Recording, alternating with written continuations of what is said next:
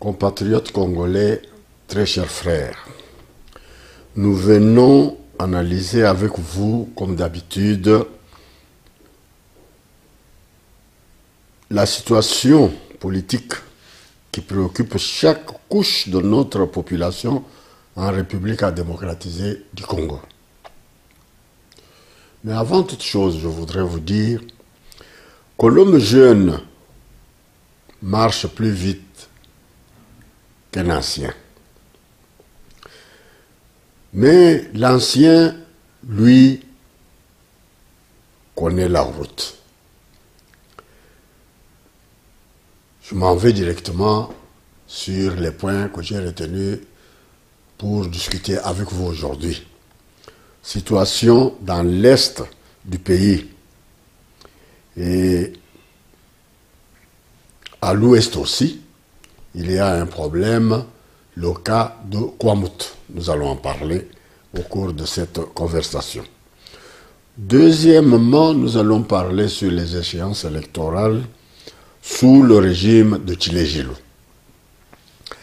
Et troisièmement, le bruit qui court ici chez nous à l'extérieur sur la candidature du docteur Denis Mukwege. Avant de développer tous ces points, je veux de prime d'abord vous parler des principes des clous. Les clous. On tape toujours sur celui qui est droit. Les tordus, généralement, on les laisse tranquilles. C'est ce que nous vivons avec vous. Les clous. Vous avez un plancher là-bas, il y a des clous à taper. Mais sur le plancher, là, il y a des clous tordus. On les laisse tranquilles. On tape d'abord sur ce qui est droit pour qu'ils soutiennent rigoureusement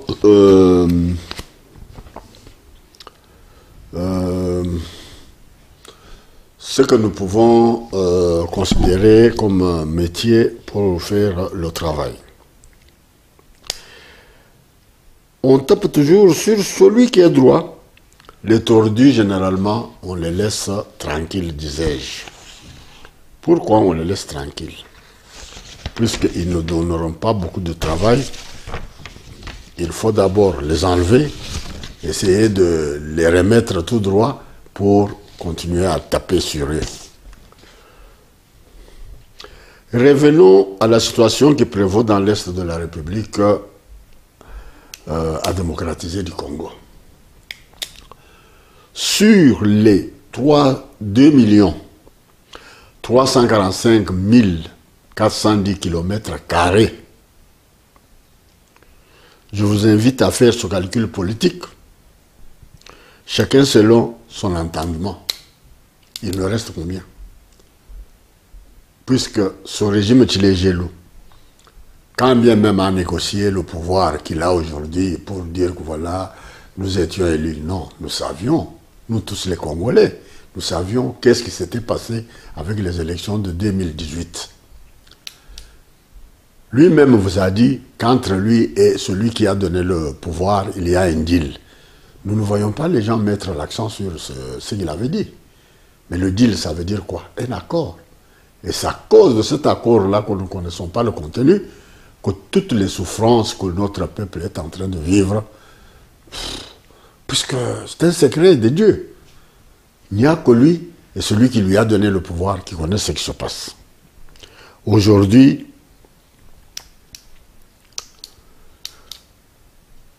nous pouvons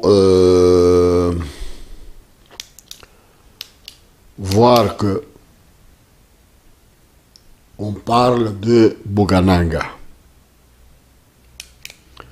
dont on n'en parle presque plus. Après Bogananga, moi j'ai retenu ici Minembwe, on ne parle plus. Il y a Bombero. Bombero, ce sont des pans entiers qui sont occupés toujours à l'est, mais vers le sud-ouest, sud-est de Bougananga par les troupes burundais. On ne parle plus de Muliro. Muliro, c'est vers Puerto, a été occupé depuis un temps par les Zambiens. Au sud, frontière avec l'Angola, on semble oublier ce qui se passe à Kayemba jusqu'à aujourd'hui. Le drapeau qui flotte à Kayemba, c'est le drapeau angolais.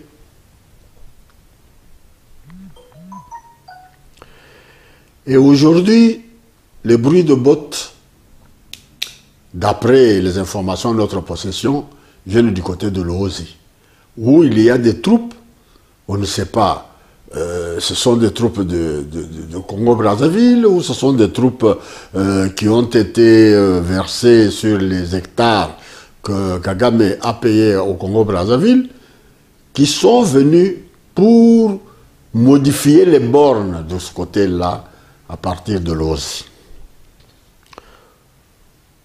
Sans oublier ce qui se passe actuellement à Kwambutu, à la porte de Kinshasa, qui brûle à l'indifférence totale du régime Tshilejelo. De même côté, toujours dans le Bandundu, le souvenir des massacres de Yumbi ne nous ont pas encore quittés, puisque les enquêtes qu'on nous avait promis continuent toujours à courir. On n'a jamais eu les résultats de ces enquêtes. Celui qui fut gouverneur à cette époque-là a été promu à Kinshasa, où il est devenu le plus grand gouverneur de la ville de Kinshasa. Au centre de la République, nous n'avons pas encore oublié, puisque les enquêtes n'ont pas encore abouti sur ce qui s'est passé à Tchimboulou, hein, avec la mort du vaillant combattant Kamwena Sapupandi Jean-Pierre. À Mwanzelomba, il y a beaucoup de stigmates de cette guerre de Kamwena Sapupandi. Sans oublier les enquêtes et le tribunal qu'on nous avait fait miroiter, voilà, on va rendre justice sur la mort de deux experts de l'ONU. C'est dans un pays pareil que l'on nous parle des élections organisées en 2023. J'ouvre une parenthèse. Même le président actuel, qui se dit président de la République, n'était pas voté à l'Est. Vous connaissez qu'il y a des pans entiers des territoires qui n'ont pas voté. On n'a pas organisé, ni réorganisé les élections après. Rien. Beni, Butembo, Ituri, partout là. L'an 2018, il n'y a pas eu des élections de ce côté-là. Plus proche, nous parlons maintenant de Yumbi. À Yumbi, la population qui est là n'a pas voté. Ils n'ont ni parlementaire, ni président de la République. Ils n'ont pas voté.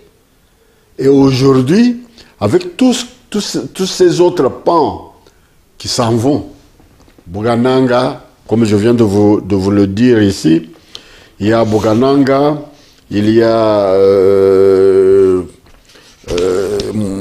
Muliro, il y a Minembwe, il y a Bombero et Kayemba, aujourd'hui les Loozi qui sont en feu et le Kwamut en feu. On va organiser les élections dans ces coins-là, d'après vous. Or, la technique utilisée est simple. Congolais, ouvrez les yeux et les bons.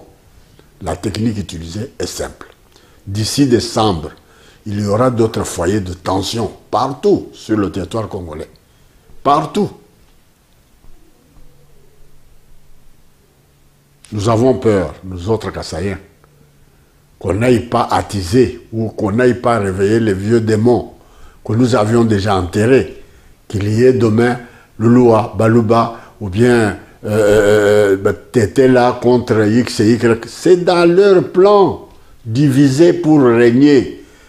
Donc, comme ils sont déjà au bout, ils ne savent pas où mettre la tête avec ces élections hypothétiques, eh bien, on crée des troubles partout, de façon de faire leur glissement, dire « Ah, voilà, le pays est à feu à sang », comme si c'est quelque chose de nouveau. Mais je vous ai donné les exemples. En 2018, il y avait toujours les mêmes conflits. À l'Est, là-bas, des pans entiers n'ont pas voté. Et maintenant, avec tout ce que nous avons ici, et vous parlez des élections de 2023. Mais leur schéma est simple, à moins d'être avec le politique. Ils veulent créer des troubles presque partout. Au Bazaïr, il y aura des troubles. Bandundu, ils vont créer des troubles. Quand les gens qui entraient avec les cheptels de vaches, mais le gouvernement était là. Quelles ont été les sanctions? Quelles ont été ces enquêtes pour connaître d'où viennent ces vaches qui ont sillonné tout le territoire? On les a vus à Bujimaï, on a vu ça, ils ont traversé presque tous nos territoires là-bas. Et pour aboutir à Bandung. Et aujourd'hui, on se tonne de ce qui se passe à Kwamut. Mais ces vaches-là étaient parties où? Ils allaient où? Ces gens-là, qui les a identifiés? Qui les a localisés? Mais nous avions vu une des photos qui circulait sur les réseaux sociaux. On a vu l'ancien président causant avec ces gens-là. La photo existe sur le net et dans les réseaux sociaux. Mais ces gens-là sont venus avec une mission. Et la mission, c'est ce que nous vivons. Les Teke et les Yaka. Mais les Teke et Yaka habitent le Kwamut depuis des décades, depuis des siècles. On n'a jamais entendu qu'il y ait une guerre foncière entre les Yaka et les... Mais non, ils ont cohabité ensemble. Mais quand on creuse, on dit que les gens sont venus de l'autre côté du rive, venant de Brazzaville, avec les armes, les militaires. Et ce sont les Yaka. Les Yaka sont allés payer les armes de l'autre côté, les Teke, pour venir faire la guerre à Kwamut. La vérité finira par se savoir. Parfois, nous devons jouer le rôle d'un imbécile pour tromper les imbéciles, qui pensent qu'ils nous trompent, tout en sachant que les abeilles quittent difficilement une ruche pleine. Avez-vous déjà vu les abeilles? Là où il y a le miel, ils bourdonnent autour.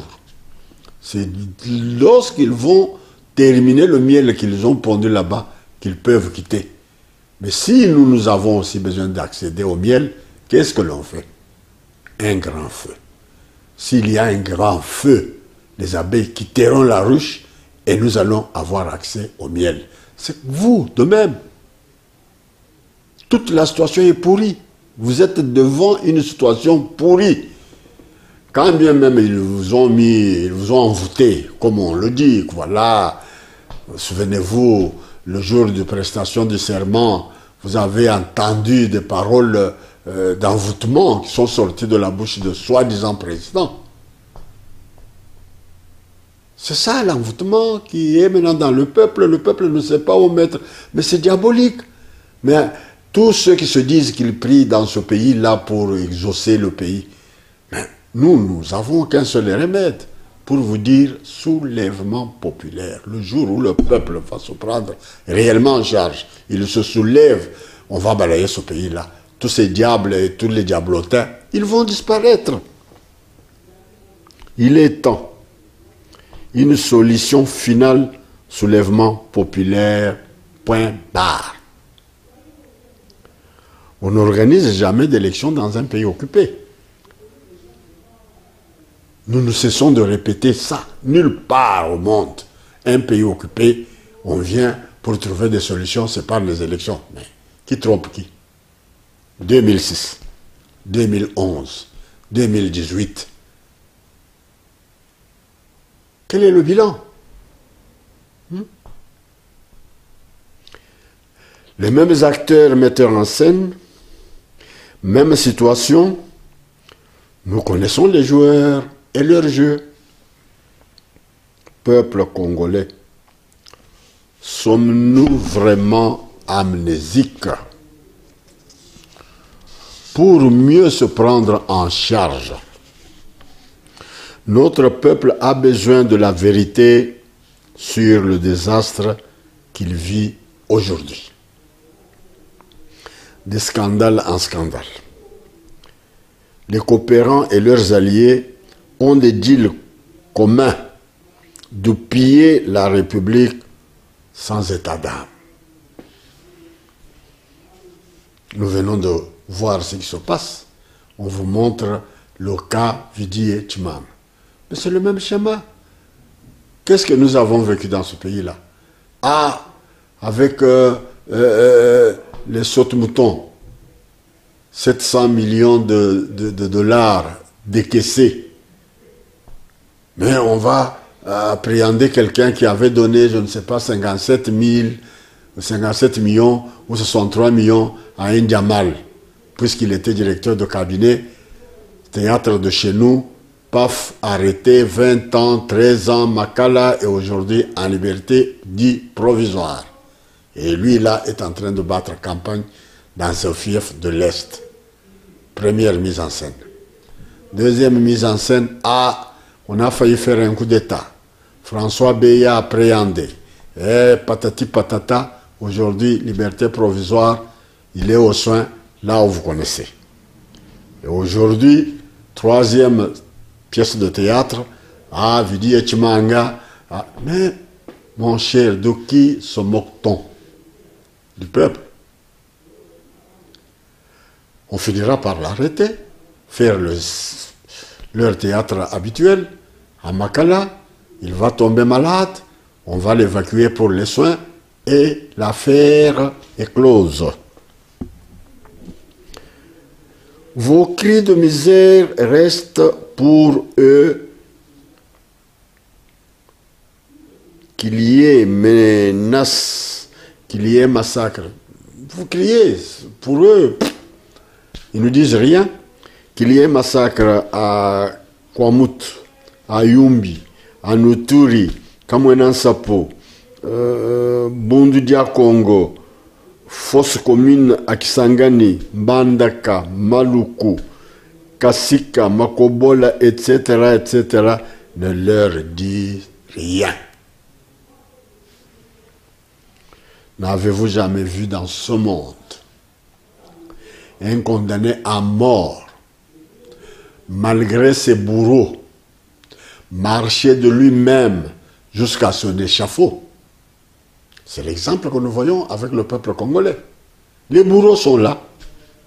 Nous tous, nous sommes des prisonniers, toute la République. Donc, une prison à ciel ouvert. Mais on les amène comme des moutons aux élections à con. Pour la 4e fois. Au lieu de voir ce qui se passe sur le terrain, ils ont les élections, et les candidats, et Kadima.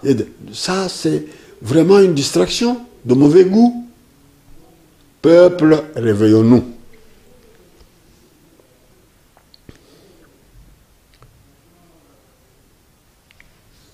Élection, élection, élection, c'est pour résoudre quel problème? Avez-nous besoin des élections pour résoudre le problème de l'enseignement, pour résoudre le problème de la santé, pour résoudre le problème de l'eau et l'électricité, pour résoudre tous ces problèmes qui sont devant nous? Ce sont les élections qui viendront, puisque nous allons voter. D'autres conquérants, d'autres coopérants qui vont venir, ils vont résoudre ce problème-là. Frères congolais, réveillons-nous. On a assez joué avec vous. Le peuple doit se prendre en charge réellement. Si nous nous mettons tous debout et parlons le même langage, on va dégager tous ces fouteurs de troubles, tous ces coopérants et leurs alliés à la porte. La RDC que vous voyez là a plus de 54 produits minéraux. Aujourd'hui, on vous parle de cobamine.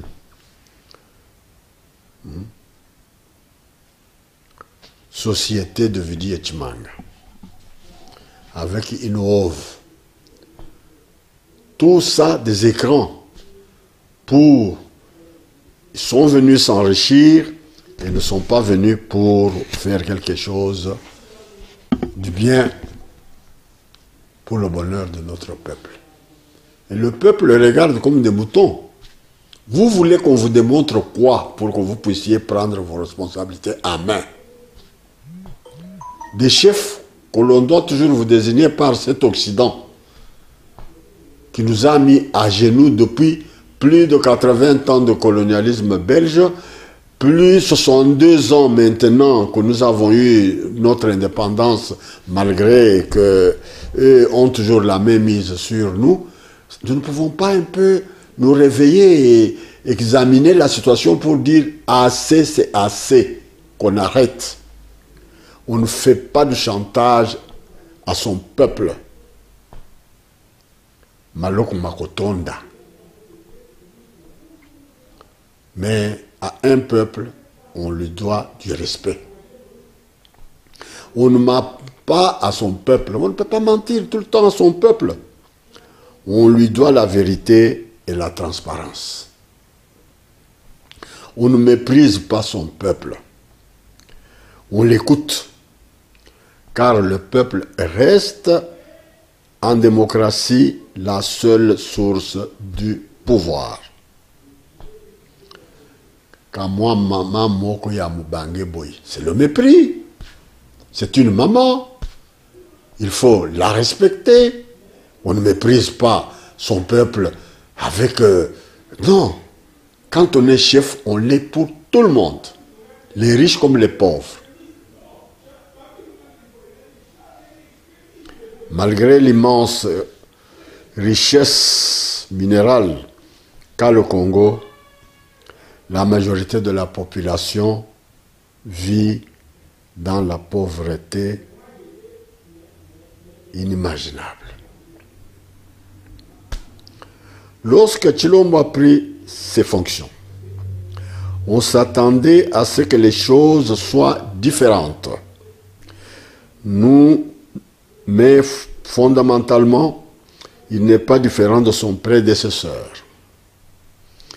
a déclaré Christian Giraud Neema Biamungu, rédacteur francophone de China Global South Project, un média qui couvre intensément le Congo en section minier. Donc, dans le secteur minier, c'est le monsieur là qui compare Tshilombo à ce que nous venons de voir tout à l'heure. Chers compatriotes, tout ce que nous venons de vous faire voir et ce que nous vous demandons, c'est d'être éveillés, de ne plus toujours tomber dans les mêmes travers de élections, machin, ceci, cela. Et maintenant, je voudrais un peu parler du docteur Mukwege, dont les intellectuels ici à l'extérieur, dans la diaspora, et peut-être à l'intérieur du pays, veulent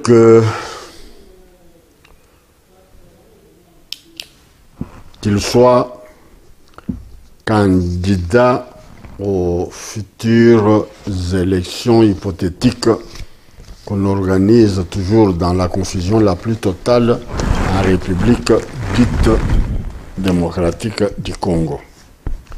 Très chers compatriotes, avec tout le respect que nous avons pour cet homme de science qu'est le docteur professeur Mukwege, nous nous posons, nous autres de la diaspora résistante, des questions de savoir. Pour diriger le Congo, il faudra qu'il y ait un groupe de gens qui se mettent ensemble et qui disent « nous voulons un tel ». C'est bon, c'est normal, on peut avoir ce désir-là. Mais c'est au peuple lui-même de voir qui peut les diriger.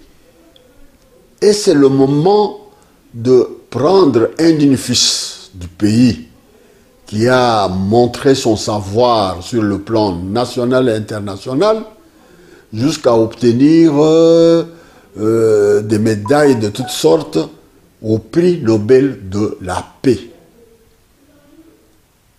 L'unique en République démocratique du Congo. Et maintenant, dans son marigot, plein de crocodiles et des hippopotames, on veut qu'il aille un peu se salir dans ce marigot-là, aux gens qui ne respectent pas leurs paroles, aux gens qui ne cherchent que le pouvoir pour le pouvoir, et sacrifier un esprit éveillé, cette excellence. Donc, bon, non, je manque de mots. Je manque de mots.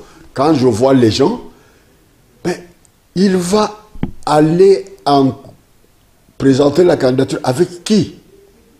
Avec tous ces incompétents, avec tous ces...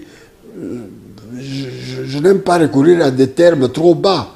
Hein? Donc, les mangégrates là, qui nous voient que leur ventre et leur famille, alors on jette Mukwege en pâture pour dire que voilà, docteur, non. Nous revenons au fondamental.